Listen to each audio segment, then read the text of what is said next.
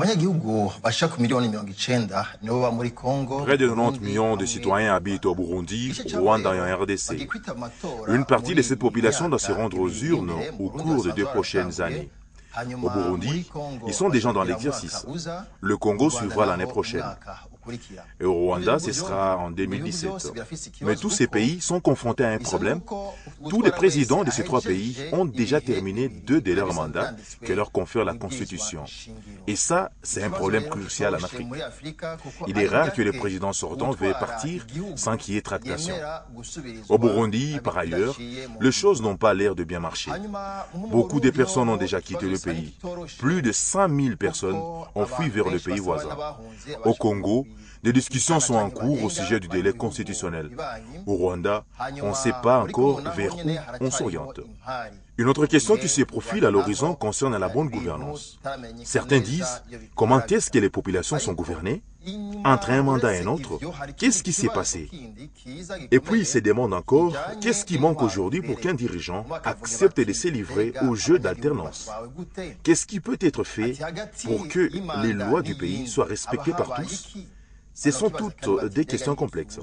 Mais ce que nous devrons rechercher, c'est de comprendre qu'est-ce qui pourrait être fait pour que les périodes électorales ne soient plus suivies par des périodes troublées.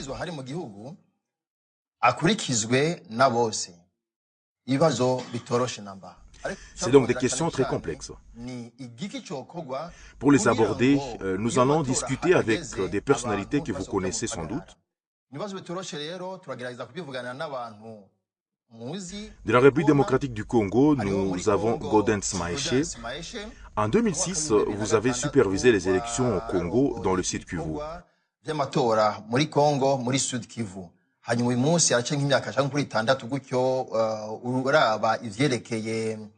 y a environ 6 ans que vous vous occupez de la question de la bonne gouvernance au Sud Kivu. Oui, c'est vrai. Merci. Bienvenue.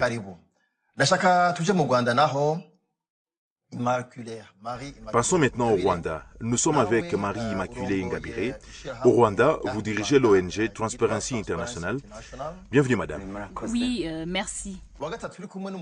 Notre 3e invité vient du Burundi, Christophe Sebudandi. Aujourd'hui, vous dirigez une organisation, GRADIS, une institution qui fait des sondages pour comprendre ce que pense la population par rapport aux questions de bonne gouvernance. Christophe Sebudandi, merci beaucoup. Merci. Nous allons commencer par étudier ensemble la situation de la bonne gouvernance. Monsieur Maeshe, vous avez suivi ces questions depuis 2006, depuis que vous dirigez la commission électorale au Sud Kivu.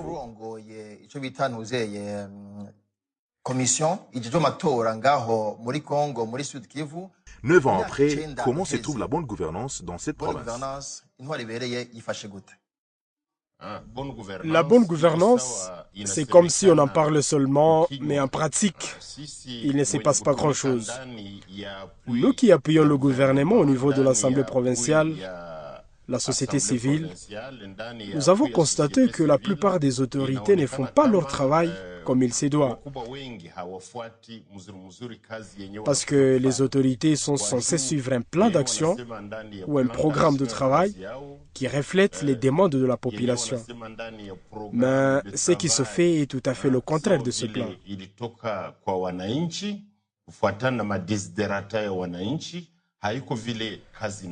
Par exemple, le budget d'une entité décentralisée quelconque prévoit qu'ils vont collecter tel montant de taxes ou de recettes publiques, qu'ils vont construire tel type d'infrastructure, qu'ils vont acheter tel type de médicaments, mais rien de tout ça ne se fait.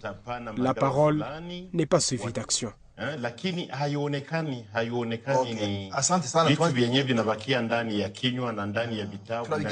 y revenir.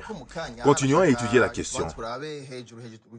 Madame Immaculée, au Rwanda, vous dirigez Transparency International et vous suivez de près cette question des bonnes gouvernances. Quel est l'état de la bonne gouvernance au Rwanda?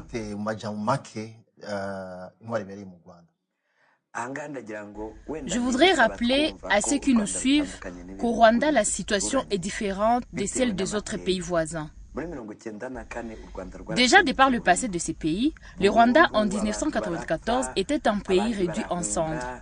La population avait fui, les infrastructures étaient détruites, les maisons étaient également détruites, il n'y avait pas d'eau, il n'y avait pas d'électricité, il n'y avait même plus de routes. Mais c'est la même chose au Congo. De telles situations ont existé.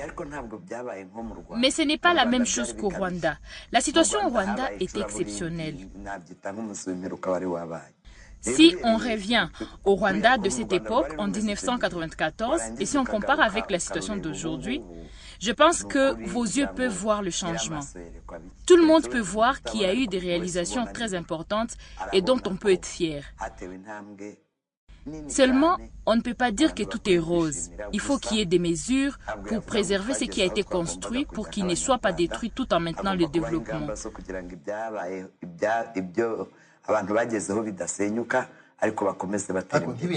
Madame Immaculée, donnez-nous 2 ou 3 choses qu'on pourrait critiquer, par exemple. Vous savez, dans le pays pauvre, il y a toujours des choses à critiquer, même au niveau de la gouvernance. Les services rendus à la population pourraient encore être améliorés parce que certaines personnes qui sont chargées de rendre des services à la population ne comprennent pas exactement leur mission. Mais en passant, je voudrais corriger quelque chose. Vous aviez mentionné que les élections au Rwanda, c'est en 2017.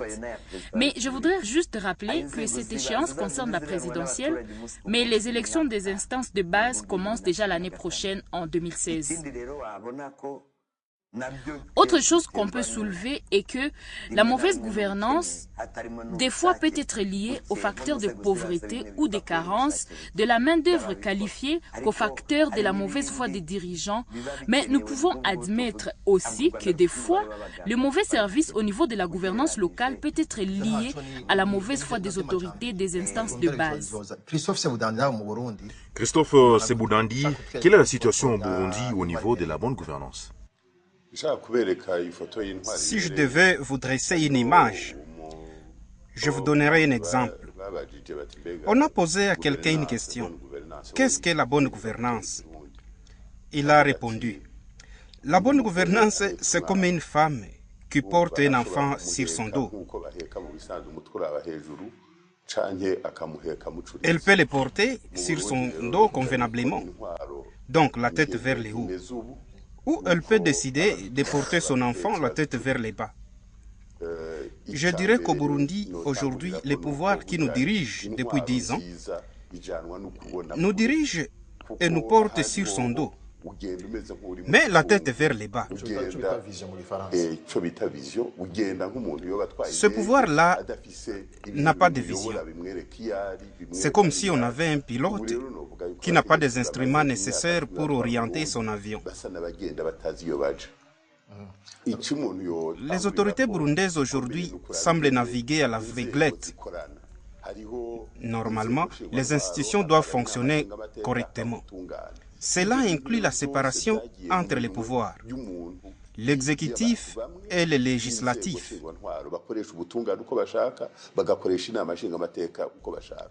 Mais aujourd'hui, à l'état actuel des choses, tous les pouvoirs sont concentrés entre certaines mains qui en font ce qu'ils veulent. Pour qu'il y ait bonne gouvernance, chacun des pouvoirs doit être indépendant. Le législatif doit pouvoir contrôler l'exécutif. Est-ce qu'au Congo et au Rwanda, aujourd'hui la situation n'est pas la même? Au Rwanda, la séparation des pouvoirs est une réalité? Vous savez, il n'y a pas de séparation tout à fait réussie. Le problème n'est pas seulement dans nos pays. Même en Europe, qu'on ne vous trompe pas, il n'y a pas de séparation de pouvoir au sens parfait du terme. Nous avons habité là-bas, nous y allons souvent en visite, c'est du mensonge. D'abord, c'est quoi l'indépendance du pouvoir? Moi, je me dis, si un juge reçoit un cas quelconque, il faut qu'il rende justice selon que la loi le prévoit. Mais est-ce qu'aujourd'hui, ça c'est la réalité ou bien il y a des gens qui peuvent entraver son indépendance? Non, je n'ai pas encore vu ça au Rwanda. Mais s'il se trouve que ça se fait, ça serait très grave. Dans la situation que nous voyons aujourd'hui, je ne pense pas qu'il y ait un pouvoir qui s'impose à l'autre. Par contre, il y a certains juges du Rwanda qui sont corrompus et rendent un mauvais jugement. Mais est-ce que vous pouvez dire que l'Assemblée nationale ou le Parlement sont indépendants, qu'ils votent librement les lois ou ils votent selon les directives reçues des autorités de l'État? Quand je vois les discussions qu'il y a au Parlement, quand je vois la manière dont les différentes commissions fonctionnent, ils nous invitent souvent pour nous consulter, pour assister au débat et contribuer au débat. Quand la loi se retourne en plénière, il y a encore des discussions contradictoires. Moi, je me dis que s'ils votent une mauvaise ou bonne loi, c'est à eux que revient la responsabilité. Je crois donc qu'à ce niveau, cela fonctionne. Oui, ils sont indépendants. Je repose la même question. Est-ce qu'ils sont indépendants? Moi, je pense qu'ils sont indépendants. Sinon, il n'y aurait pas toutes ces discussions dans les commissions. Merci beaucoup. Monsieur Maïché, quelle est la situation au Congo? Est-ce que les différents pouvoirs sont indépendants? Est-ce que la justice fonctionne indépendamment ou est-ce qu'elle est influencée par l'exécutif? Quand nous discutons avec les gens, quand nous lisons la presse et quand nous écoutons la radio, nous constatons que les trois pouvoirs ne sont pas suffisamment indépendants.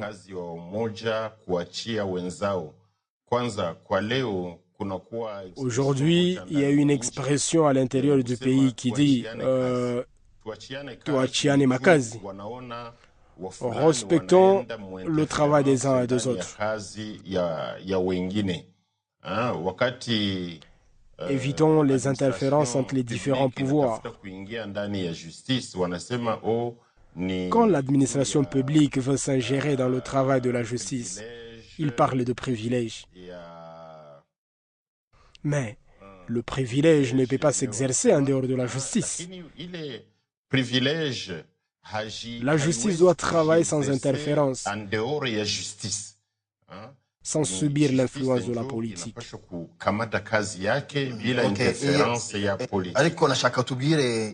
Mais dites-moi, quelle est la situation réelle? Appuyez-vous sur un exemple concret. Sur un exemple concret,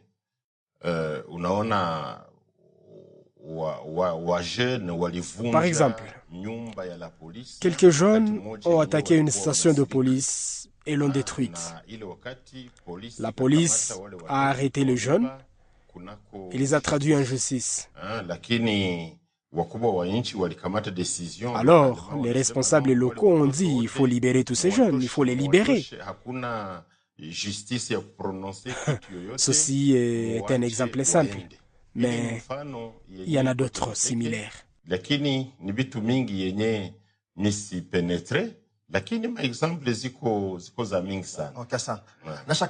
Nous avons parlé des relations entre les pouvoirs.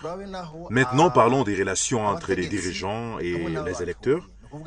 Quelle est leur relation?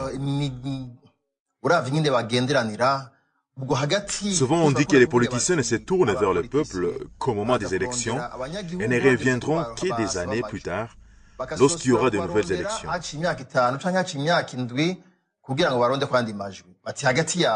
Quelle est la situation au Rwanda, Madame Ingabire? Au Rwanda, il faut d'abord voir au niveau des institutions. Aujourd'hui, on a le système de décentralisation. Le pouvoir et l'administration sont rapprochés de la population. Nous avons des provinces, nous avons des districts.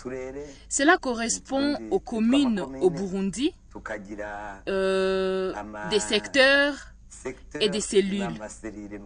Nous avons également le niveau du village.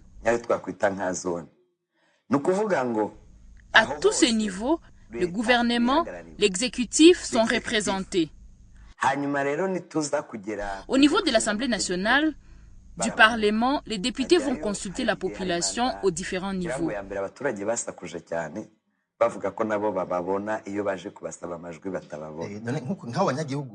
Est-ce que la population peut demander des comptes à leurs représentants?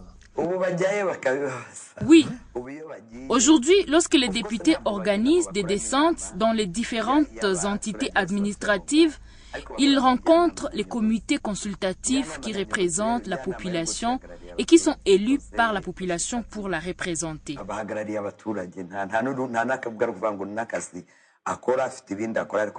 Au Rwanda, nous travaillons sur base de contrats de performance.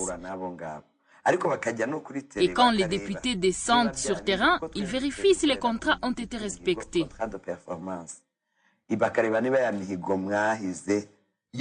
Alors, s'ils se rendent compte, par exemple, que rien n'a été fait, est-ce que la population demande des comptes?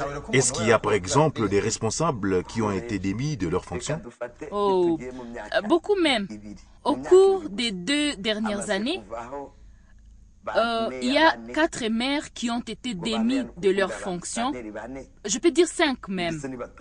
Et les 3 ont été d'abord emprisonnés. Au Burundi, M. Sebudandi, quelle est la situation? Est-ce que les autorités rendent des comptes à la population, leur parlent de ce qui a été réalisé? Les députés sont des représentants du peuple. Dans une étude que nous avons réalisée, il est clair que la population s'est plaint du travail ou de la manière de travailler des députés. Nous avons constaté que les députés ne sont appréciés que dans l'ordre de 26%. La population leur dit: on ne vous voit jamais sur terrain. Vous ne venez que quand vous réclamez de voix. Mais après ça, on ne voit pas ce que vous faites pour nous. Ça veut dire que 3/4 de la population est mécontente de la manière dont les députés travaillent? Oui, jamais le Parlement n'a bien fonctionné au cours des 5 dernières années. Alors, il faudrait améliorer la manière dont la population peut demander des comptes au gouvernement. Normalement, cela doit se passer au niveau des instances de base jusqu'à la fonction supérieure de l'État. Un exemple, lorsque l'avion présidentiel a été vendu il y a quelques années, un ministre a dit: c'est notre droit de vendre cet appareil et on peut même le donner gratuitement. Et ils oublient ce que nous appelons en français l'essence de la redevabilité, que les dirigeants ont l'obligation et le devoir d'expliquer à la population comment la chose publique est gérée, et la population a le droit de le savoir. Au Burundi, il y avait des gens. Comme le Parlement n'avait pas les moyens et ne voulait pas contrôler l'action du gouvernement, il y a eu donc des gens, des organisations de la société civile qui ont donc dû intervenir pour faire les relais. Mais cela a créé des crispations entre le gouvernement et la société civile. Ils se regardent aujourd'hui comme chien et chat. Au Burundi, la situation s'est détériorée récemment. Aujourd'hui, est-ce que vous avez l'impression que la situation peut s'étendre sur le Congo et sur le Rwanda? Évidemment. Depuis longtemps, on sait qu'on ne peut pas voir la maison du voisin brûler et se dire ce n'est rien. Et souvent, quand l'incendie n'est pas contenu, elle finit par embraser la maison voisine. Merci beaucoup. Madame, est-ce qu'au Rwanda, vous avez peur que la situation du Burundi ne s'étende sur votre pays? Ce n'est pas mon point de vue, mais entre-temps, je ne comprends pas à quoi tu fais référence quand tu parles du Burundi. Est-ce la question du 3e mandat? Oui, mais aussi le trouble qui peut s'en suivre. Moi, je suis convaincu que le président du Rwanda, si les Rwandais lui disent qu'ils ne veulent pas de lui, il ne se représentera pas. Il le répète tous les jours. Je ne pense pas qu'un président de la République digne de ce nom puisse mentir à sa population. Et ce n'est pas le cas du président du Rwanda. Monsieur Maeshe, au vu de ce qui se passe au Rwanda, est-ce que vous pensez que le président du Rwanda, si les Rwandais lui disent qu'ils ne veulent plus de lui, est-ce que vous pensez que le président va partir? Il y a une question que vous avez posée à mes collègues à laquelle j'aimerais d'abord répondre. C'est la question qui concerne les députés qui ont été élus par la population. Il est vrai que 500 députés nationaux ont été élus en 2006. Ils se sont représentés en 2011. Mais sur les 500, seulement 78 ont été réélus. Moins de 20% que la population a approuvé leur travail. Dans l'ensemble, ils ne se sont pas acquittés de leur travail de représentation parlementaire. Alors, au vu de la situation au Congo, est-ce que vous pensez que l'alternance sera possible? Pour la situation du Congo, nous sommes en train de constater que les autorités demandent le respect du calendrier électoral. Même s'il y a eu des problèmes pour faire respecter le calendrier électoral et pour éviter le changement de la Constitution. Mais aujourd'hui, l'opposition nous montre et nous fait penser que ceux qui sont au pouvoir veulent prolonger les mandats dans la Constitution. L'organisation des élections locales en octobre 2015, par exemple, n'est plus possible. L'opposition dit, si vous dites que cela doit passer en octobre 2015, cela nous fait penser que vous voulez donner une rallonge au président de la République. L'opposition et la population ne veulent pas en entendre parler.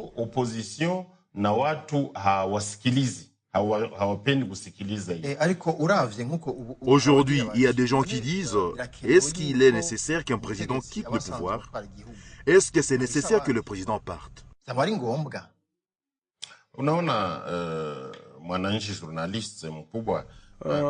Vous savez, citoyen journaliste, quand quelqu'un se dit en âme et conscience et dit « tel jour, il faut que je cède la place à d'autres », il faut éviter de tourner kazakh.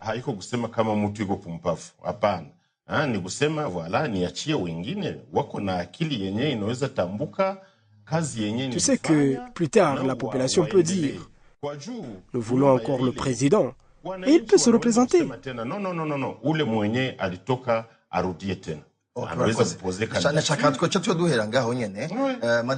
Madame Ingabire, il y a une constitution qui dit il n'y aura que 2 mandats. Mais plus tard, les gens peuvent dire non, le président peut continuer. Est-ce que c'est nécessaire que quelqu'un continue? Je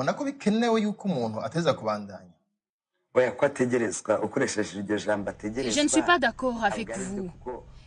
Il n'est pas dans l'obligation de continuer. Selon mes principes, je suis convaincu qu'il doit y avoir alternance. Pour quelle raison? C'est le droit de chaque citoyen de poser sa candidature à la fonction de chef de l'État. Mais bien sûr, il doit aimer son pays et être prêt à travailler pour lui. Mais il faut également se rappeler que le pouvoir use aussi, le pouvoir fatigue. Les gens se fatiguent à exercer le pouvoir. L'alternance serait l'idéal. Mais parfois, l'alternance est impossible pour plusieurs raisons que nous pouvons évoquer si nous avons le temps. Moi, je suis convaincu qu'alternance ou pas, cela doit passer par la décision de la population. Parce que le président dirige une population. Et si cette population ne veut pas de lui, la situation sera impossible. Mais comment savoir si la population veut ou ne veut pas de vous? Oh, bien sûr. Si la population ne vous combat pas, cela veut dire qu'elle veut de vous. Laissez-moi aussi dire que la loi doit permettre cela. Si la loi ne le permet pas et que vous violez la loi, vous êtes déjà au niveau de la mauvaise gouvernance. Le président Kagame a récemment dit devant la presse que le plus important n'est pas l'alternance, mais la manière dont vous vous acquittez de vos fonctions pour la population. Je suis d'accord avec lui. Et je pense qu'il s'est référé en disant cela à la situation du Burundi et à sa propre situation. Je suis d'accord avec lui quand il affirme que quand vous travaillez bien et pour la population, vous ne lassez pas la population. Quand la population a besoin de vous, elle ne voudrait pas que vous partiez.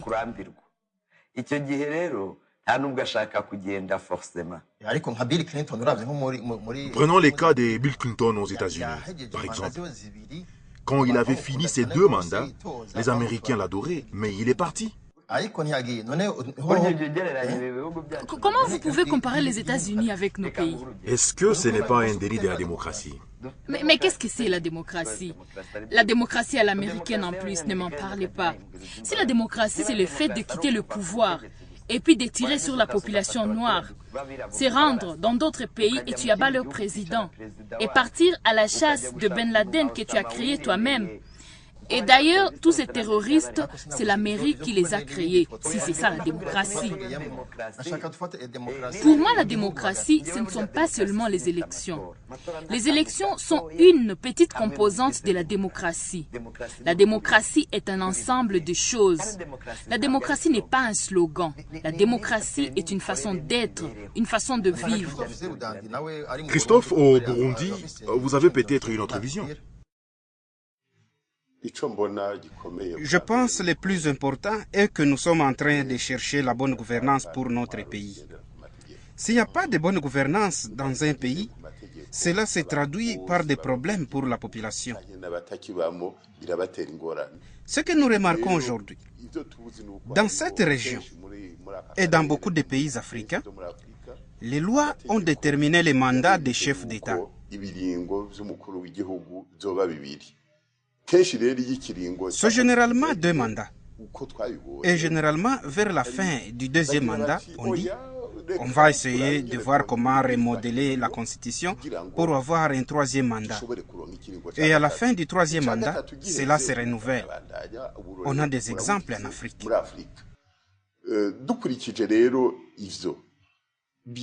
Au vu de tout cela, il est évident qu'il faut mettre en place des stratégies pour faire respecter la Constitution. Nous avons vu qu'à travers l'Afrobaromètre, sur 34 pays africains, 75% de la population disent « Nous voulons que le mandat du chef de l'État ne dépasse pas 2 ». Aujourd'hui, la constitution rwandaise prévoit 2 mandats de 7 ans chacun. Mais aujourd'hui, il est clair qu'on s'oriente vers la révision de cette constitution.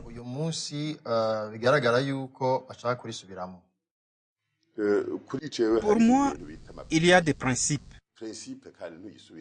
On ne revient pas sur un principe. La loi, c'est la loi. J'obéis à la loi. On dit que les cimetières sont pleins de gens qui se croyaient irremplaçables. Mais le monde continue à tourner après la mort de ces personnes-là. Pourquoi veut-on changer la Constitution aujourd'hui? Et si on revient sur la question des mandats, ceux qui sont de l'alternance, ils partent du principe comme quoi, qu'est-ce que le président a réalisé au cours de 2 mandats? Souvent, il est difficile de trouver autre chose à faire après les 2 mandats. On se retrouve en train de refaire la même chose quand on reste longtemps au pouvoir. Vous dites que si aujourd'hui, il y avait quelque chose de nouveau qui n'a pas encore été réalisé, est-ce qu'on pourrait permettre le 3e mandat? Moi, je tiens au principe et à la Constitution. Si la Constitution prévoit 2 mandats, je ne suis pas d'accord avec la révision de la Constitution. Vous savez, il y a quelqu'un qui vient de passer presque toute sa vie au pouvoir. Mugabe s'est exprimé en disant 5 ans, ce n'est pas beaucoup.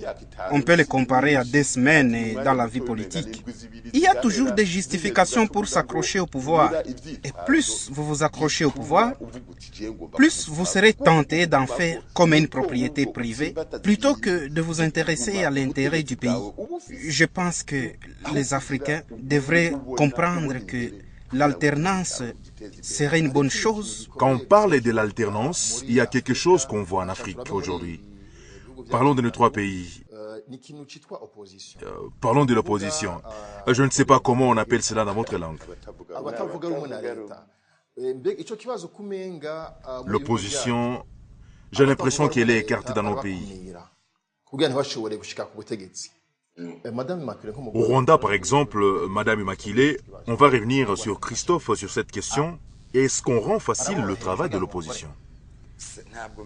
Moi, je ne vois même pas l'opposition. Ça veut dire qu'il n'y a pas d'opposition au Rwanda? Il y a des partis et des formations politiques. Il y a une dizaine. Ce sont des partis agréés reconnus au Rwanda. Il y a des partis qui ne font pas partie de la mouvance présidentielle, mais qui s'alignent sur la liste du parti au pouvoir au moment des élections. Moi, je ne les considère pas comme l'opposition. Les autres que nous avons, environ 4 partis politiques, présentent des candidats et des listes de députés au moment des élections. Mais ils sont aussi représentés au niveau du gouvernement et à l'Assemblée nationale.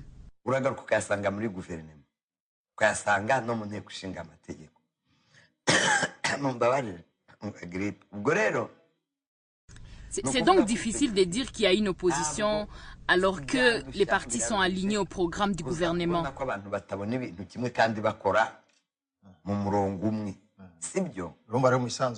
Alors vous voulez dire qu'il n'y a pas d'opposition au Rwanda?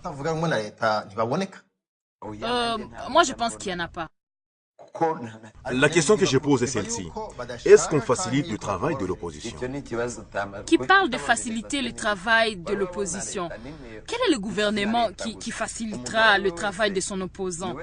Je ne pense pas que ce soit l'État qui va dire « je vais consacrer mes efforts à renforcer l'opposition contre moi ».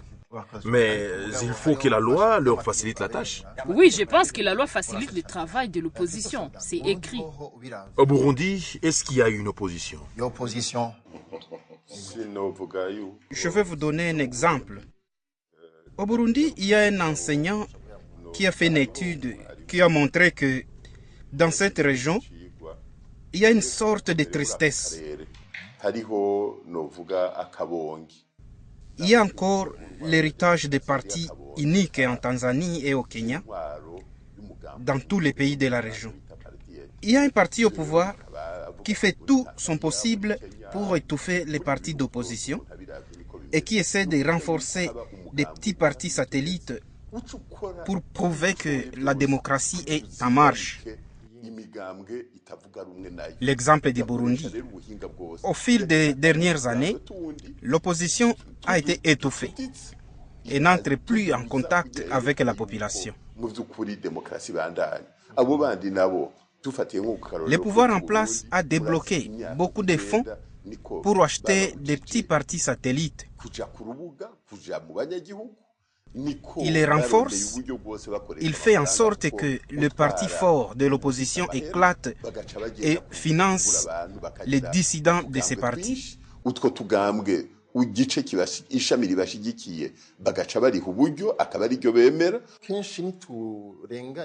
Aujourd'hui, est-ce que nous ne sommes pas injustes vis-à-vis du pouvoir en place? Est-ce que les partis d'opposition ne sont pas déjà minés par l'intérieur?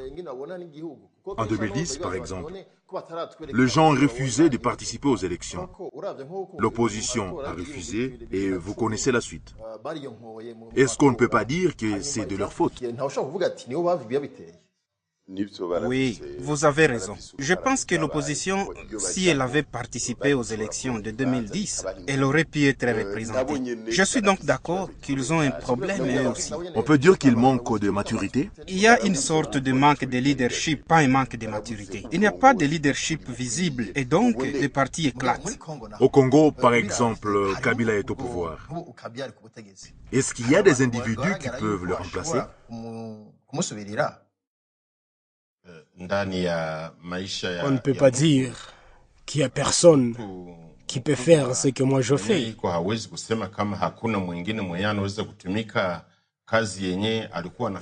Quand un président est au pouvoir depuis 10 ans, il devrait connaître quelqu'un qui peut le remplacer parmi ceux qui travaillent avec lui.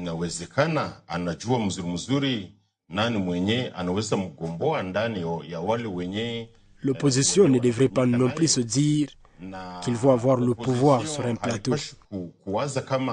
itapata pouvoir hivi sawa vile iko ku omelette kusahani. Hapana, inafaa kufanya nguvu, inafaa kutumika. Ce n'est pas possible. Il faut qu'il travaille. Wanatumikisha maele yao yote kwa kuweza kugarde pouvoir, qu'il trouve des stratégies. Pamoja na mastratégie évidemment zenye kuwa za kiutu, zenye kuitikiwa. On a observé au Congo que l'opposition n'est pas unie.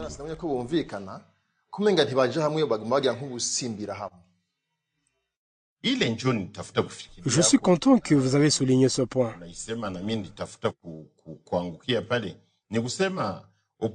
Au sein de l'opposition en RDC, la plupart des fois, il n'y a aucune collaboration, aucune unité pour trouver des solutions aux problèmes posés. Mara nyingi hawafanyi mikusanyo yenye inawaunganisha wote kwa kujua kutafuta suluhisho ku problème yenye inakuwa posée. Ils ne se focalisent que sur leurs propres intérêts au lieu de l'intérêt national.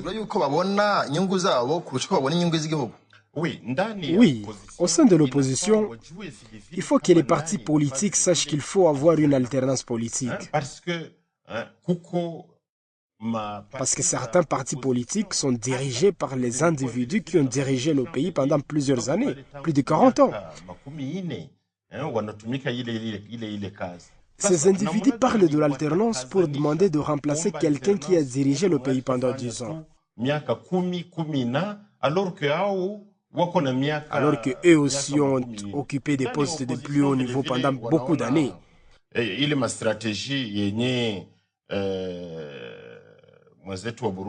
Comme mon collègue burundais l'a dit, l'opposition copie le système d'avoir des partis politiques satellites.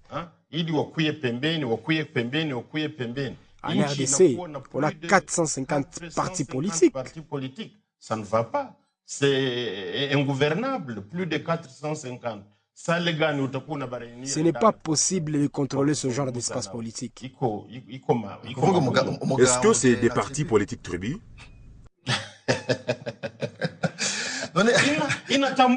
Ça dépasse même 450. C'est la course au pouvoir. C'est la ruée vers les candidatures. Inakuwa ruée vers les candidatures. Pour Bukavu, par exemple, 5 sièges sont prévus à la députation provinciale, mais il y a plus de 200 candidats. Quand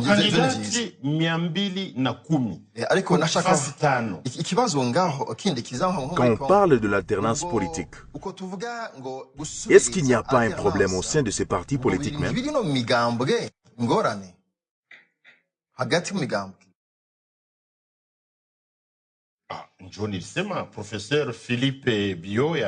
C'est ce que je disais.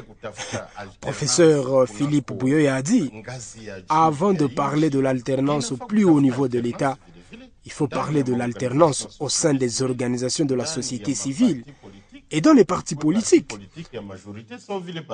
de la majorité tout comme de l'opposition, pour qu'ils sachent aujourd'hui, c'est moi, demain c'est l'autre.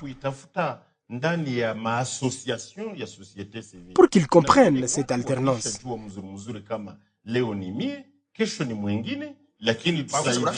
Avez-vous un exemple d'un parti politique qui a un dirigeant qui occupe un poste depuis beaucoup d'années? Oh, là c'est tous les partis politiques en fait. Au Congo, il n'y a personne qui a dit « Moi je suis fatigué à cause de la maladie, à cause de l'âge ». Il n'y a personne qui aurait dit cela et qui serait parti. C'est les mêmes qui sont à la tête de ces institutions.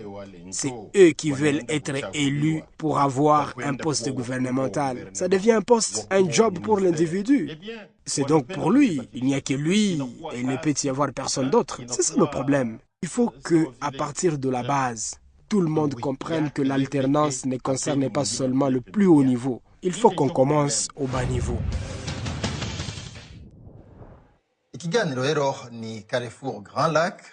Chers téléspectateurs, vous suivez Carrefour Grand Lac. Nous parlons de la bonne gouvernance et l'alternance politique. Au cours de cette émission, nous voulons proposer quelques solutions aux problèmes qui se posent. Nous avons commencé avec un état des lieux des situations actuelles, des défis en ce qui concerne l'alternance politique. On va terminer avec les pistes et les solutions. Christophe Seboudandi, en Afrique, par exemple au Burundi, quand il s'agit de l'alternance politique, il y a un problème. Qu'est-ce qui devrait être fait pour éviter ce genre de situation? Pour qu'un régime cède à un autre dans la paix.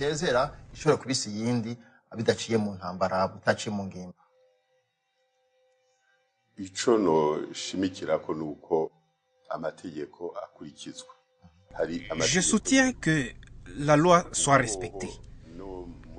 Il y a des lois dans nos pays.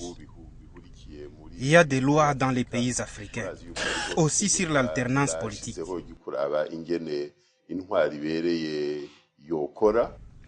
Il faut respecter ces principes, ces lois et la loi internationale également.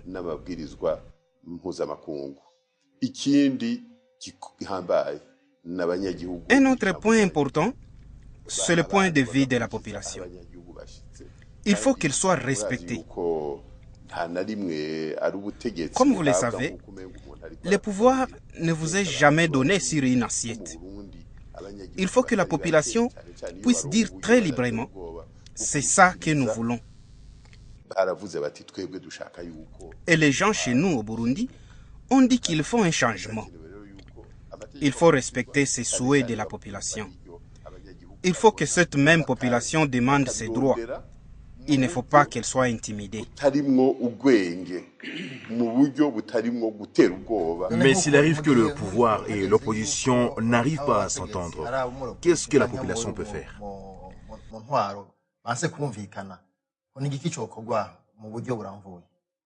La population, au Burundi par exemple, ce n'était pas nécessaire que cela soit fait comme ça. Tout ce qu'on peut faire, c'est chercher le dialogue. Il faut que les personnes qui représentent la population puissent s'asseoir et trouver des solutions. Merci beaucoup. Madame Marie-Immaculée Ngabire. Merci beaucoup. Trois choses sont très importantes. D'abord, si vous occupez une fonction, il faut savoir que ce n'est pas un privilège. Il ne faut pas se focaliser sur vos intérêts personnels. C'est une responsabilité envers le pays et envers la population.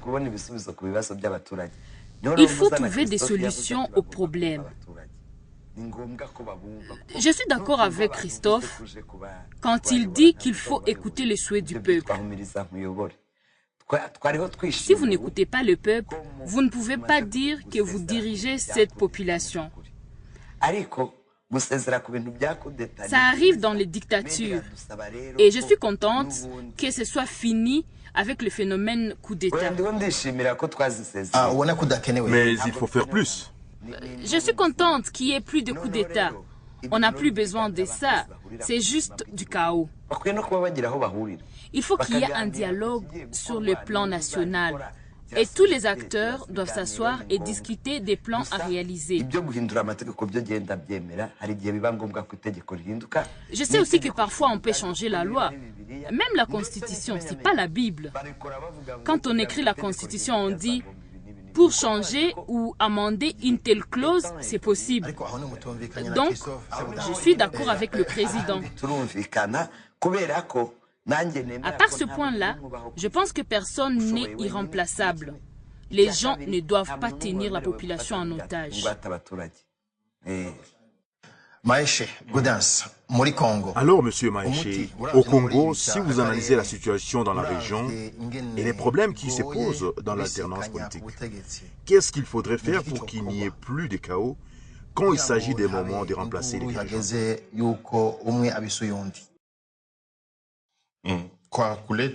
Pour qu'il y ait la paix dans nos pays de Grands Lacs et chez nous en Afrique en général, il faudrait que les leaders des pays se considèrent comme serviteurs de la population et qu'ils se soucient du bien-être de la population et du développement.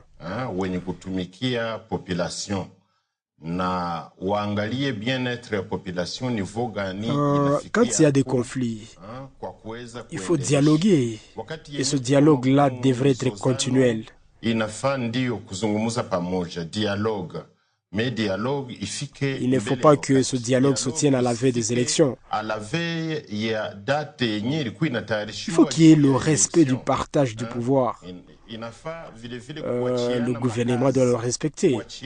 Et il faut qu'on respecte le travail indépendant des commissions électorales comme il se doit. Qu'il n'y ait pas d'interférence. Commission électorale indépendante. C'est ça le malheur. Il faut que le pouvoir accepte de respecter l'indépendance de la commission électorale parce qu'ils doivent travailler en indépendance. Si vous parlez aux représentants des commissions ou de la commission, c'est comme s'ils étaient assis sur un volcan. La commission électorale ne peut pas avancer parce que le gouvernement ne leur donne pas les moyens qu'il faut pour faire leur travail. C'est ça le problème. La population devrait savoir que l'élection, le vote, c'est leur droit, mais aussi leur devoir.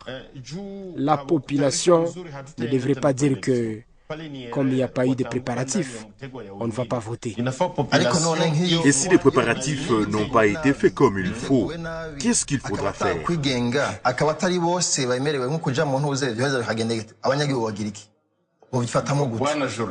Monsieur le journaliste, même si les préparatifs n'étaient pas en bonne et due forme, si la population doit voter, il faut que la population vote, qu'elle s'exprime par la voie des urnes. Un instant, Christophe, est-ce que vous êtes d'accord avec lui? Pour moi, le dialogue est nécessaire, comme je l'ai déjà dit. Mais la question est de savoir si la CENI n'est vraiment pas indépendante. Comment peut-elle organiser des élections transparentes?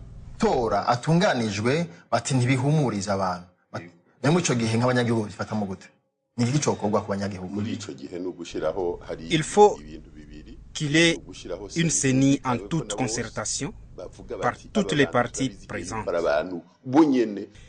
Il faut que la CENI soit dirigée par des hommes et femmes intègres et respectés par tous. Les gens indépendants et qui remplissent tous les critères. La deuxième chose, c'est la loi. Il faut s'assurer que la loi donne tous les droits, autorise cette commission, la rassure pour qu'elle puisse travailler en toute indépendance. Parce que chez nous en Afrique, parfois on sait l'issue des élections avant qu'elles ne soient tenues.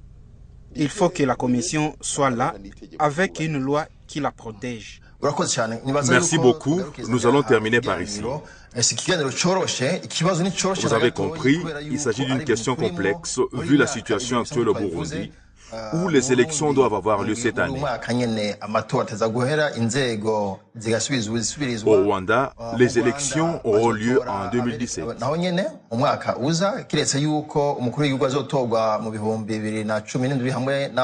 Au Congo, c'est l'année prochaine.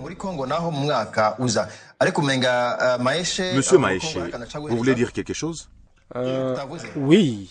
En RDC, c'est l'année prochaine, mais les élections provinciales seront au mois d'octobre cette année. Les élections nationales, législatives et présidentielles, c'est en 2016. Et il faut que la population se mette en tête que le jour des élections, même s'ils ne sont pas bien préparés, il faut qu'ils votent quand même. Parce que la politique de la chaise vide ne construit pas. Ceux-là qui ne sont pas préparés, ce sont eux qui vont dire qu'il a été élu à 100%. Et donc la population doit voter. Merci, Monsieur Maeshe. Merci à vous tous qui avez suivi ces débats. J'aimerais rappeler à certains d'entre vous qui ont envoyé des messages. Ces messages seront lus par nos collègues.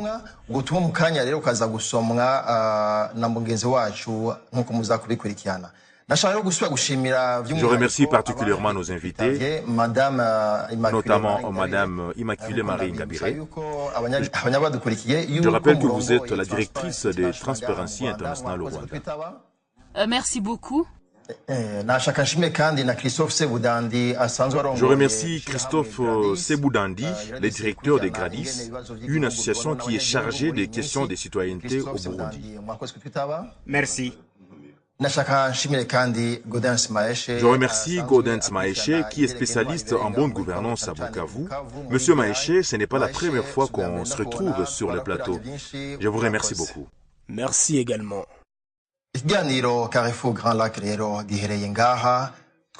L'émission Carrefour Grand Lac touche à sa fin. Je vous remercie, vous qui avez suivi cette émission. Je remercie nos invités. Merci et à la prochaine.